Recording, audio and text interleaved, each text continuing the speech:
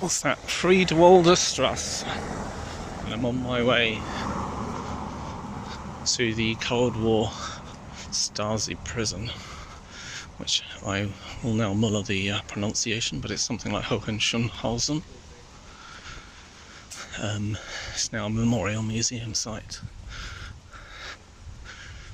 Now, I was here 14 years ago. I've come back partly because it was a very interesting place. Partly when I was there, if there was an English tour, I couldn't go on it. Nothing was written in English, so it was all a bit of a mystery. I had just to interpret from pictures and diagrams and my imagination.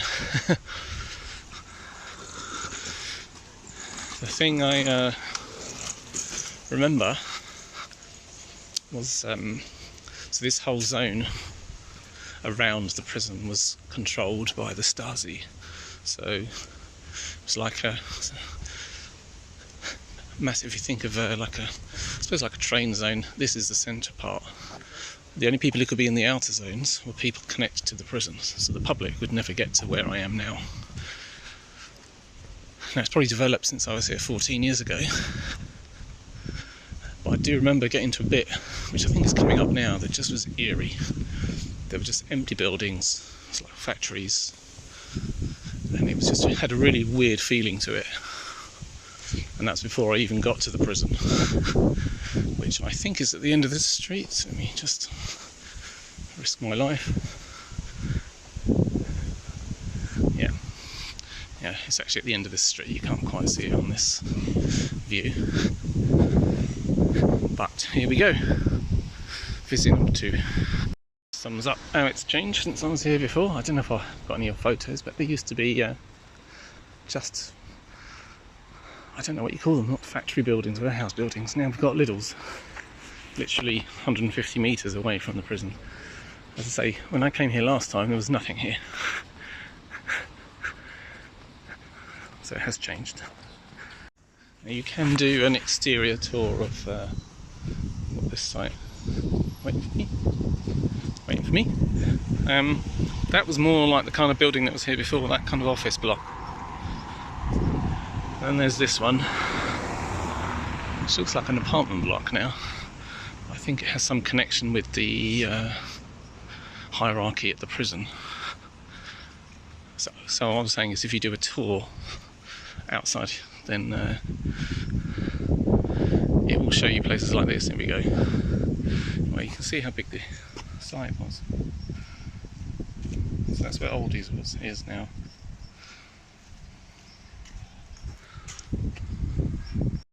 So here's the entrance. I am rushing a little bit because I know the English tour starts in half an hour, and I want to make sure I get on that, because the next one's not for like 3 hours. So this is the prison.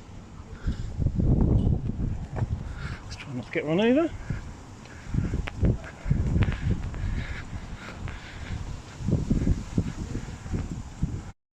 So this is all new. Ticket office. The prison looks the same. Although I must admit the guy serving wasn't exactly the politest guy in the world.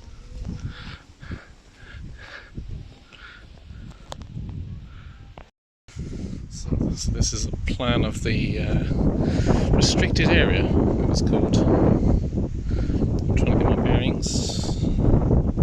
Right, this is Lidl's. Lidl's was there. It's basically everything in white was in the restricted zone with the prison in the middle. I used the word prison, but actually, as the guide described it, it was really just the pre-trial interrogation unit, I suppose you could call it. Basically, people came here to confess, and all the buildings around it were linked to the Stasi in some way, so making bugging equipment, keeping records, keeping track of people. People who lived in this area, even on the outside, were linked to the prison in the middle, Berlin-Hohenschönhausen. I can't pronounce that. But one of the interesting things is nobody knew it existed for 50 years. because they hid it so well.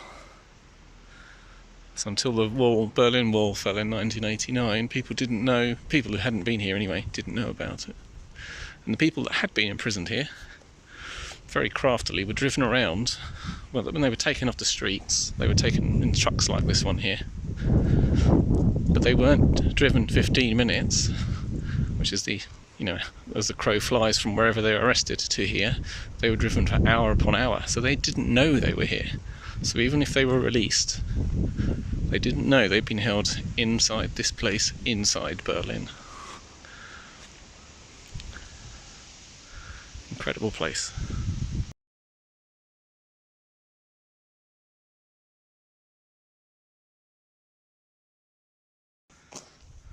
So I'm not going to go inside because they don't want to be filmed in there.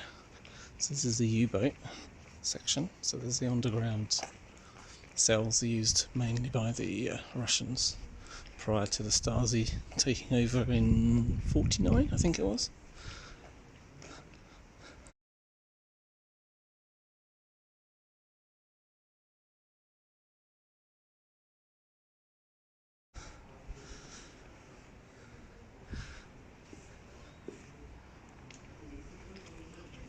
Now this is where the Stasi vehicles first drove into.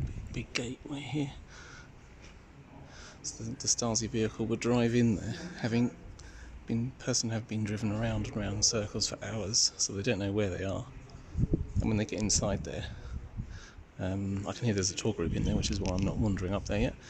You can see the white walls, just full of lights. So all the lights would just completely disorientate the person who's been in a dark cell in a vehicle for hours. Now this is the cell I wanted to film. It'd be very impractical. This is the window. It's not window, it's a vent, but you see it's got all blackout material on it. Here's a picture inside. Hard to tell, but all of that is brown, thick as leather material you've ever seen.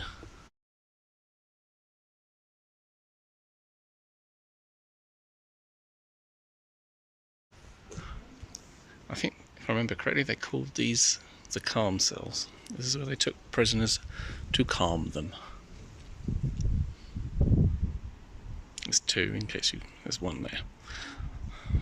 One there. Not nice rooms at all.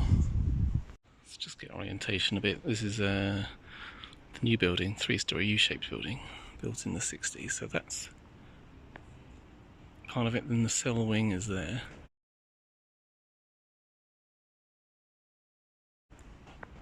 And then the interrogation wing is there.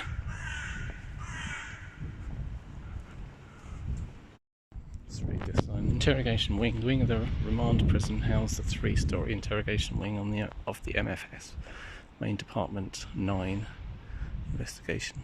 It was separated from the adjacent cell wing by locked metal gates. The wing contained more than 100 rooms in which interrogations, which lasted hours, continued for weeks, were conducted. The purpose of the interrogations was to extract incriminating statements from the prisoners that could later be used to convict them.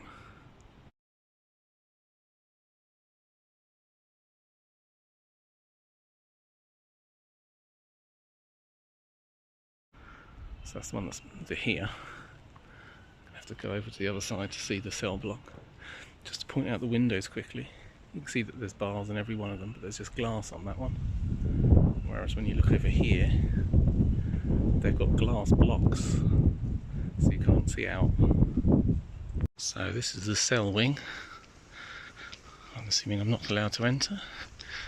The central remand prison of the MFS was spread across 3 levels on the north and east wings of the building. It contained around 100 mostly single cells, furnished with a wooden bed, a table, stool and a toilet.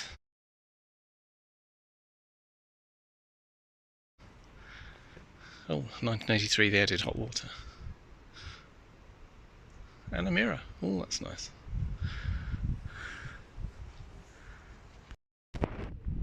Look at these below ground stuff. I mean, it's all...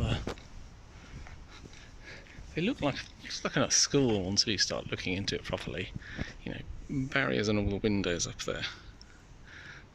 glass and panels everywhere. It's just intimidating. I mean, look at that.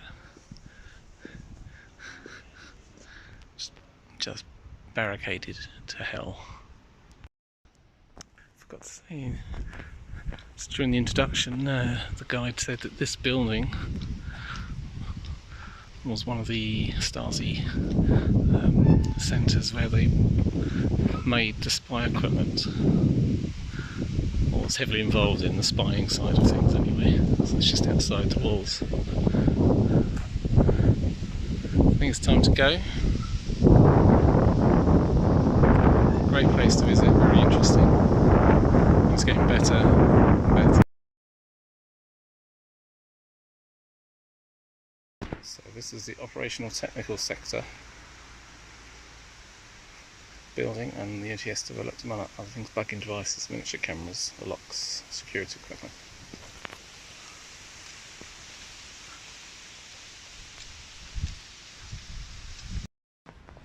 Annoyingly, the sun has come out now that I'm outside, so I'm going around the outside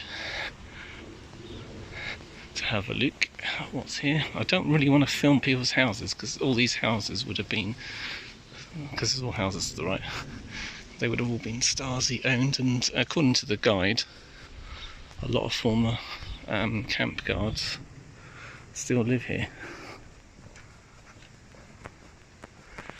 They weren't really punished when the wall came down, and so they stayed here, and now by now I would suspect they've retired here. That's what it looks like on the outside. I can't remember what buildings. I think these are the workshops on this side. Or the hospital. No, the hospital's on this side. So, just a quick bearing. So this is still a restricted zone. I'm not sure if that is an original building or not. I can't work out. This is one of the original buildings there. And just beside it is Lidl's, so this is the edge of the zone on this in this direction. Nowadays it looks like it's all kind of industrial estate, small workshops, that sort of thing.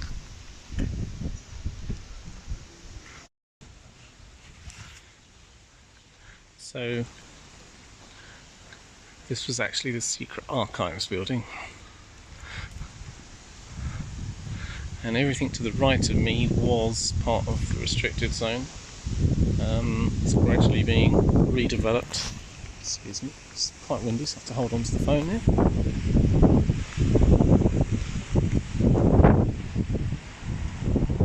So there's another building knocked down.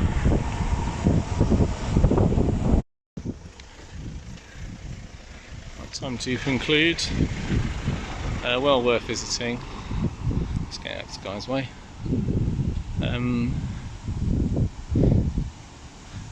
It's actually free to go in. It costs €8 for the English tour. That was for 90 minutes. That was done by a Dutch young lady, who had she says she was a history geek, which is why she's here. The sun's come out, but it's windy as anything, so it's time to move on. But I highly recommend visiting. Does that focus? Gdansk, Berlin-Hohenschönhausen.